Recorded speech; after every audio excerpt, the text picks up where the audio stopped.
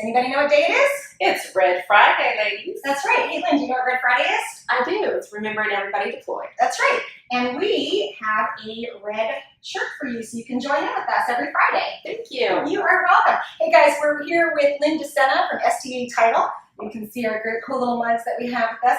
Favorite things about STA Title when I come, they always have a full bowl of candy. It's not full when I leave. And Lynn is a good friend of mine, and she has this in her office, and she was in a store the other day, and she picked up one just for me. Hey, so Lynn does everything at STA Title, from create fantastic classes for business folks to closings here at STA. And today we're going to be talking to her about tips that she can provide buyers at the closing table or prior to the closing table. Lynn, most closings require a buyer to bring money. What should a buyer deliver? How should those buyers deliver? Yeah, I mean, one of the challenges, things that we're seeing right now is wire fraud. Yes. And Lynn and her company has been on the forefront of protecting their buyers and the sellers right now. So what's one of the best ways to bring money to the table? So the best ways to bring money to the table is, one, you can always bring certified funds, or two, you can wire the funds to us. We have wire instructions that we can provide to you prior to the date of closing, but that's the two best ways we like to have funds before closing. The day of closing, I know last minute things happen, and so if they do and you're a few dollars off, that's fine. If it's under $1,000, STA will take a personal check, but anything over that has to be wired or in certified funds. And they've got great safety measures in place to protect those buyers. Yes, everything, all of our emails here at STA are encrypted. So you will get an email, and when you get that email, it's going to say a little funny saying about encryption, and yes, that is from us. So Lynn, besides bringing funds to the table, what else should a buyer bring to the table? Their ID.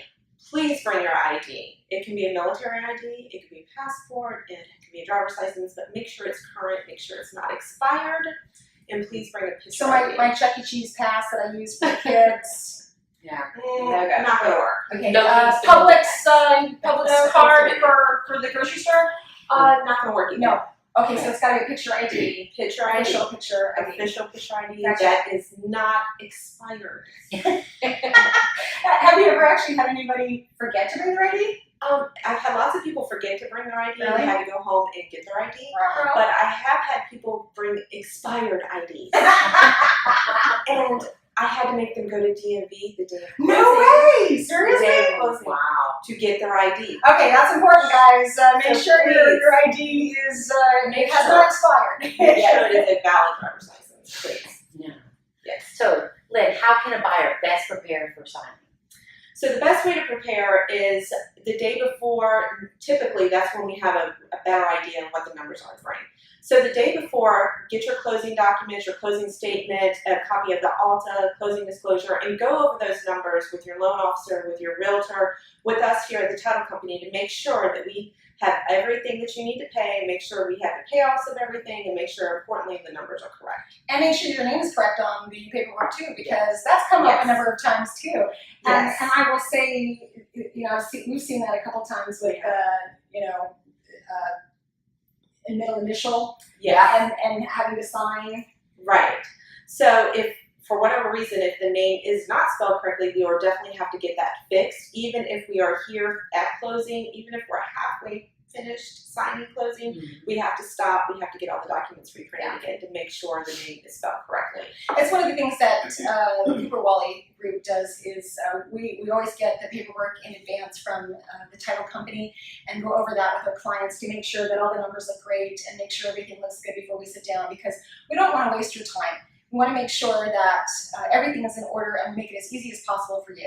And we also give you those little hand grippy things too to exercise so that you can prepare for all the writing that you're going to do, all the signing that you're going to do. Stress balls. Stress balls. Yeah, it's important because there are a ton of documents to sign. Yes. And if those documents have your middle name on them, then that means that you're going to be signing your full name. So use that stretch ball before you get it. Exactly.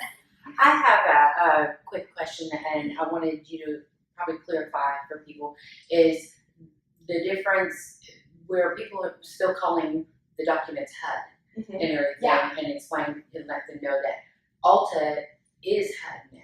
It is. So, was it 2016? Mhm. 16, yeah. That it changed, and then we went to a closing disclosure and changed to an Alta settlement statement. So now there are some closings that we still use a HUD one on, but for a majority of the documents that we use is an Alta settlement statement. And the Alta settlement statement is basically the new HUD. It is disclosing to the clients, to you, to the realtor, to everybody, everything is being paid at closing. And one of the reasons that they did change that over was to make it as simple as possible for our buyers and sellers to be able to understand what was on those documents, because they can be, they can be pretty complicated. It's about, how many pages is it? 4 pages generally speaking? Normally 3 to 4 pages. 3 or 4 pages. So I think that was one thing.